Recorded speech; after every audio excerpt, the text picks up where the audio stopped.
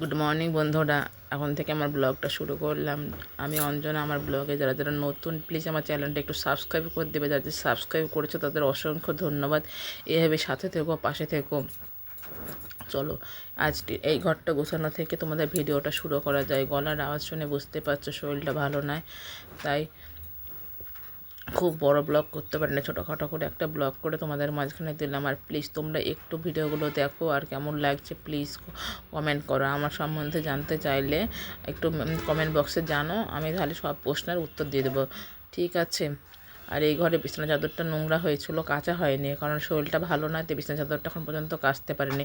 এই বিছানার চাদরটা পরিষ্কার করে ম্যানগুলো পরিষ্কার করে ফেলেছি, কারণ ফ্যানে যা নোংরা জমেছে, তো সেই জন্য হাওয়া ভালো হচ্ছে না। আমার বর বলে গেছে যে ফ্যানগুলো একটু পরিষ্কার করে নিও, তাহলে ফ্যানগুলো ব্লেডগুলো পরিষ্কার থাকবে। যাই হোক, ফ্যান তোমাদের সঙ্গে বক বক করতে করতে বিছানাটা গোছানো হয়ে গেল।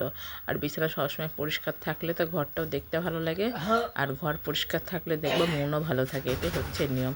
তাও বিছানাটা একটু জড়া জড়া আছে, একটু টান টান করে দিয়ে একটু ঝেড়ে দিলে বিছানাটা সুন্দর দেখাবে।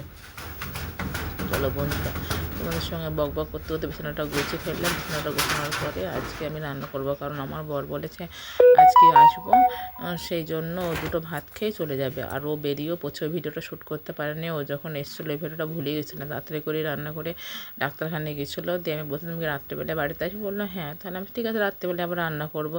চলো, এবারে এই দেখো, এটা কিন্তু বিকালকার ভিডিও, ঠিক আছে? ও আসবে সেই জন্য আমি এবার রান্না করছি উনুনে।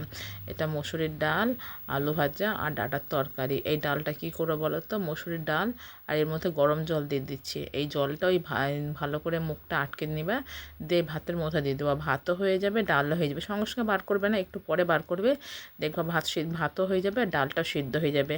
উনুনে বেঁচেছে। আর এই দেখো, আমার ছেলে ঘোর হয়ে যাচ্ছে, কিন্তু এখনও আসছে না বলে আমার কি টেনশান হচ্ছিলো, রাস্তার দিকে তাকিয়ে আছে, কখন আসবে কখন আসবে কখন আসবে করে। আর এসছে, ওর মুখটা দেখি ওই করছে, দিয়ে বলছে কী করছো মা? বলছে রান্না করছে, বাবা আসবে সেই জন্যে ভিডিও করছিলাম বলে আমার কাছে আসলো, বললো মা তাড়াতাড়ি খেতে দাও, খেতে লেগেছে। তখন বাজছিলো 5টা কত, আমি বলছি খেয়ে দেই নে, দিয়ে হাট করতে যা। দিয়ে ওকে আবার বললাম তোকে ডাটা নিয়ে আনগা, ডাটা আনতে গিয়ে দেখছো ঘোর হয়ে গেছে। দিয়ে ডাটা মাটা আনার পরে আমি দেখো চচ্চড়ি করতে লাগিয়ে দিয়েছি, আর ওকে ভাত দিয়েছি ঘরে। ও ভাত টাত খাওয়ার পরে ডাটা চচ্চড়িটা কেমন করে করছি বলো তো? শুধু ডাটাগুলো কেটেছি, রাই আর কাঁচা লঙ্কা আদা দিয়ে এই ডাটার তরকারিটা করছি। আর ও বক বক করতে করতে রান্না হয়ে গেছে। তোমাদের সঙ্গে হাটটা শেয়ার করা যায়, হাটে অনেক কিছু এনেছে, আলু পটল বেগুন ডাটা কি নাই সব কিছু এনেছে। আর ওর বাবা ওর জন্য চপ এনেছিল, মাংসর চপ আর আলুর চপ।